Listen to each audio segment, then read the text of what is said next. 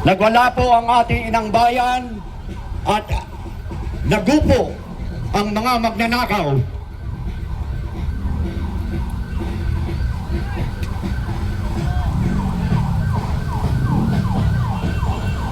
Save the Philippines!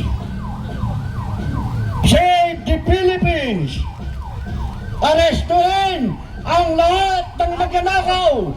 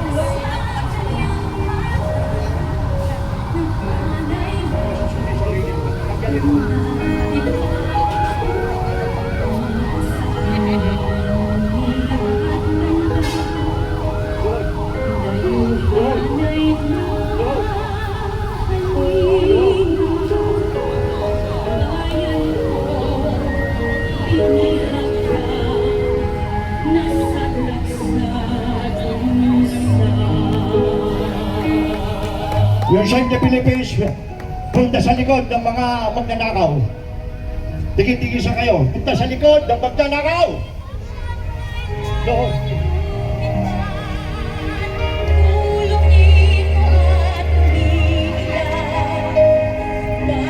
Ano nararapat na parusa sa magnanakaw? Bitayin! Bitayin ba? Kayo ang maghusga. Ano ang gusto nyo sa mga kunap? Ikulong o bitayin? Ibitayin! Patayin!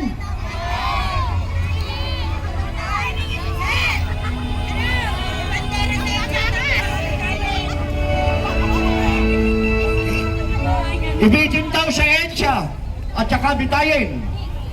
Ngayon pa lang, ang lahat, death to corrupt! Death to corrupt! Death to corrupt! Death to corrupt! Death to corrupt! Death to corrupt! Sumigaw po tayo ng death to corrupt! Death to corrupt! Death to corrupt! Death to corrupt! Inang bayan, ikaw ang masusunod.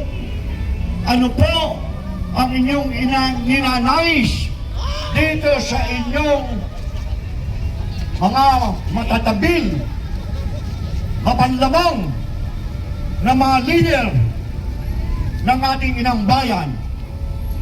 Parusahan, death penalty at ikulong, parusahan ang may nakapagsapasalan sa ating bayan. Maraming salamat po sa ating Engineer Ed. Talagang pinagbuhusan po yan ng pagod, pawis at hirap para maipakita sa atin kung ano sitwasyon ng ating bayan. Muli, magandang hapon po, Bansang Pilipinas, mga kasama.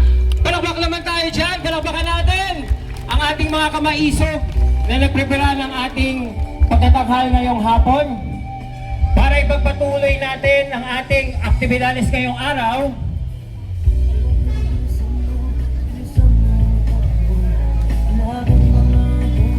Tinatawagan naman po natin, alam mo yun, mula pa po ito sa Davao City, ay nagpunta po dito sa ibang bansa po. Ang ating pong mga kasamahan, ang mga supporters po ni Vice President Inday Sara Duterte, ang Sara All Philippines, na pinangunahan po ni Attorney Raymond Bato. Palakpakan naman po natin. Magandang hapon sa inyong lahat. Meron po kaming balita, lumabas na yung third part ni Saldico. Ngayon lang, 5 to 7. At ang sinasabi po doon sa third part na yun, babinalaan pala siya ni Martin Romualdez na huwag umuwi dahil makukulong ka, ipapatay siya sa kulungan. Oy, grabe. Yun pala ang revelasyon ngayon ni Saldico. Kung sige, kung gusto mo umuwi, kasi gusto niya talaga umuwi, bahala na raw makulong siya. Basta, sabi niya, sige, umuwi ka, hire ako ng tao, ipatutumba kita sa loob ng kulungan. Ngayon, may sinabi rin siya na tinestify daw ni Bryce Alcantara na amount na 21 million sa ICI, hindi daw po totoo yun. 56 billion po daw yun at napunta po daw lahat kay BBM at kay Martin Romualdez. Hindi ko po maintindihan ano yung nasa ICI kasi pinanawagan po natin ang transparency. Public hearing, wala man lang binigay. Siguro nakarating talaga rin kay Saldico kung ano yun. Kasi nasabi niya meron daw 21 billion na inexplain doon si Alcantara. At ngayon, sabi niya hindi po totoong 21 billion kundi 5-6 billion po napunta po kay BBM at kay Martin Romualdez. Anya sabi po ni Saldico sa kanyang tatlong bahagi. Pero sabi niya, itong 3 parts niya, hindi pa pala siya nagtatapos. Marami pa po daw siyang revelasyon na gagawin. Alam niyo po, sa amin, sa Mindanao, at tawag po niyan laygay, slow death ba? Yung tindi rin doon si Saldico, magante ba? Slow death, tandahanin niya, tumbahin yung kanyang mga amo.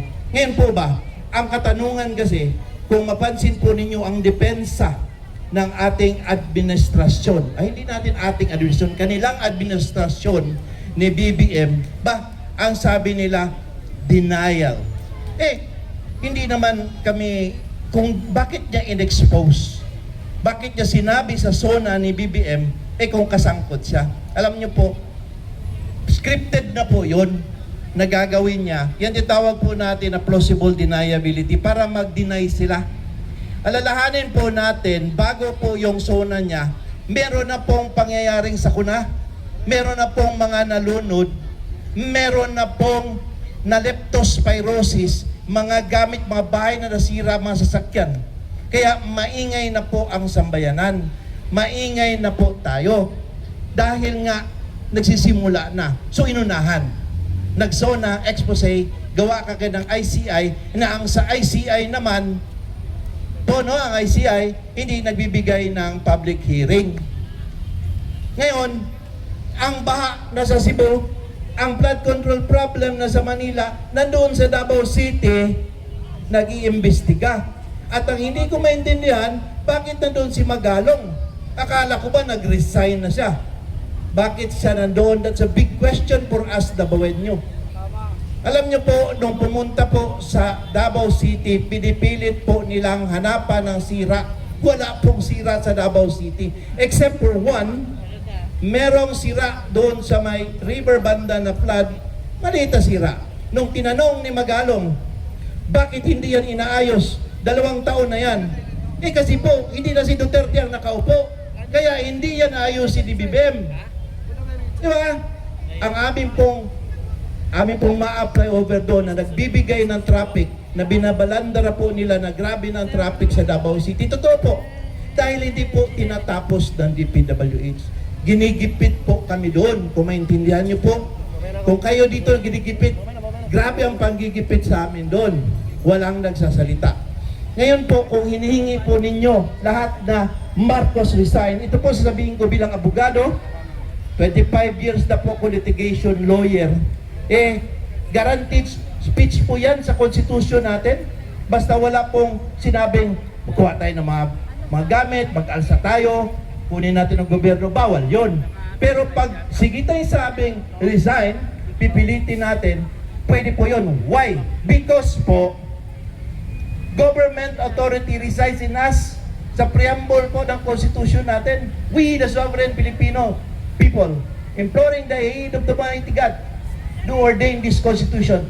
All government authority emanates from us, tanggaling po sa atin. So pag sinabi natin ayaw na natin sa Kanya, wala po siyang magagawa. Dahil ayaw na natin sa kanya, sinusuka na natin siya.